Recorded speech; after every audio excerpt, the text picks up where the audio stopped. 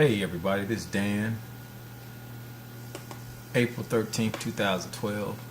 And I want to talk about some serious business here. I don't really got all the facts in front of me, the numbers and everything, but I want to talk about gas prices real quick. And I talk to my wife all the time, and we talk about things that's going on in the world. And one of the questions I asked her was, how are people gonna make it when gas is $10, $12 a gallon? How are they gonna get to work? How are we gonna buy food in the store? These are things that I asked my wife, and we haven't been able to really come up with any answers to a lot of things. We'll make it, I guess. I don't really know. I mean, that's just a serious question I have.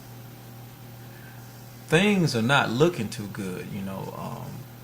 Recently the IMF head said that should a war escalate against Iran, then Brent crude oil, which is $120 a barrel, could go up to $160 a barrel, which will affect everybody. But mainly she was talking about the European Union, with their Brent crude oil prices. Right now we have Iran recently stopped, this week as a matter of fact, stopped selling oil to Spain. They've already stopped selling oil to Greece, Germany. Next, Italy might be on the line. And of course, ahead of the embargo in July, these countries allegedly were going to stop buying oil from Iran anyway. But the problem is, I think they're being bent over a barrel, because in all actuality, they didn't want to stop buying oil from Iran. It's just they were pressured by the EU. And President Obama, saying that if you don't stop buying oil by a certain period, you're going to get sanctioned, which means that you're going to be cut off from the American banking system, which in a lot of terms, that goes to affect trade, because if you can't bank with our banks, then basically the trade is affected and you can't make money off America. We're the biggest importers of anybody. We don't really export anything in America. We're consumers. But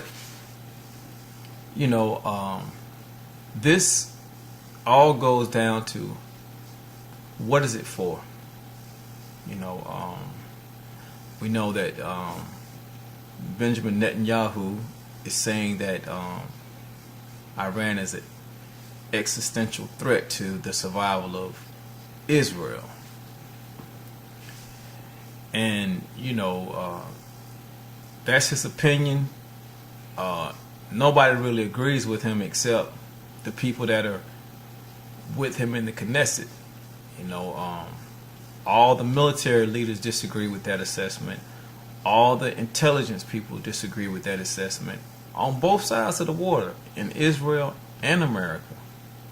But let's just leave that aside for a second. So here we are, fastly approaching July. The countries that said definitely that they're not going to abide by this sanction or this oil embargo of Iran would be China, because they import too much oil from Iran. They are set to deliver 12 super tankers to further increase the oil that they are importing from Iran, because with the sanctions coming up and the embargo, private companies are no longer willing to transport Iranian crude because of insurance.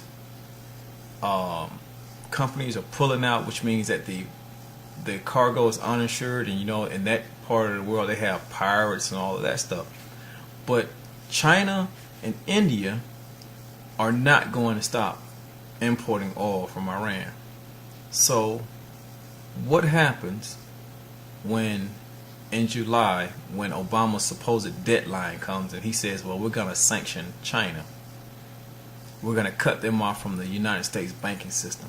How are you prepared to deal with the possibility of no Chinese products coming into America? What's going to replace the Chinese product if they are cut off from the banking system? Now, in all actuality, we know he is not going to cut China off from that banking system. It's just not going to happen. And also, how can he sanction a company that owns $1 trillion of our debt? Think about it now. I owe you $500, but you're going to wave a $1 flag in my face and saying you have the power when I'm your debtor. It doesn't make sense. It's like the tail wagging the dog. Obama knows that he has no teeth with this sanction talk against China. What if they withdraw their debt from our system? We can't afford to pay $1 trillion of debt to China. We can't do it. And besides, they are a political and monetary superpower. So, what's going to happen, people? What's going to happen when you can't go to the store and buy food or put gas in your vehicle? Right now, the gas prices just dropped down 1 cent, 2 cents within the last week. But that's what they call the calm before the storm. Now, this thing is a 2-dog race, and 1 dog is going to lose. Number one, President Obama election cycle comes up in November, and we know right now he's steady on the re-election trail. Really not telling everybody what's really going on behind the scenes, but that's okay. Now, Benjamin Netanyahu of Israel, the Israeli prime minister, he's up for re-election before Barack Obama. Also, Nicolas Sarkozy from France, he is also up for re-election too. So, in essence, what Barack Obama is trying to do is he's trying to reinsure his re-election. Not going so hard on Iran. Well, that's the way it seems. He's really going hard at him. But he really doesn't want to push America to another full-out, drawn-out war. Okay? But this man over in Israel is pushing for a war because he has also ensured his political future. Okay? And that would be Benjamin Netanyahu. Also, Nicolas Sarkozy of France, they're all, whatever Obama does, he does. They're friends. Okay? And then England, the UK will go along with whatever we do. Okay, all these people are tied in together. But I'm not even worried about all that. I'm worried about the average Joe Blow family right here in America. What happens when we go, or when they go and bomb Iran, they close the Straits of Hormuz, or there's conflict in the Straits of Hormuz? It doesn't even have to be closed, basically, because who's going to send their ships through a lane where their cargo or their shipments could be destroyed via terrorism or whatever? Now, they say, well, there won't be a great oil shortage because Saudi Arabia will take up the slack. Well, maybe, maybe not. They tried to get Nigeria to take up the slack, but Nigeria said they can't compensate for the downfall they can't make up the gap of the Iranian oil because their refineries, their equipment is not up to date. They can't do it, and that was announced last week. Okay? In steps Libya. Libya says they want to make up the downfall of crude oil, and we know that Libya has some of the best crude oil in the world.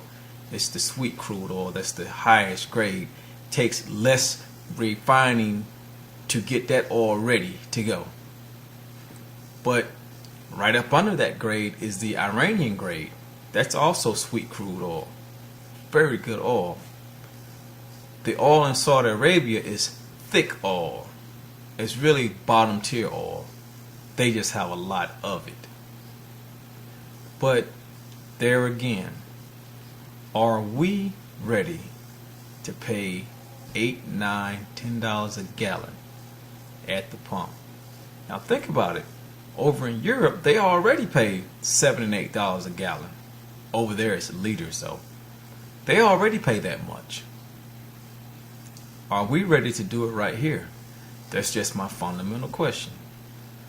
Are you willing, in the name of whatever kind of security that they're putting this off as when they attack Iran over alleged nuclear weapons, which in my opinion really doesn't matter when you got North Korea with the nuke bomb and you got Pakistan, which is the most unstable place in the world. I've been there, with nuclear weapons. But they're willing to go and attack Iran. But what effect does that have on us as people in the United States that are under no threat from Iran at all? And I'll end that by saying, Iranian people are not stupid.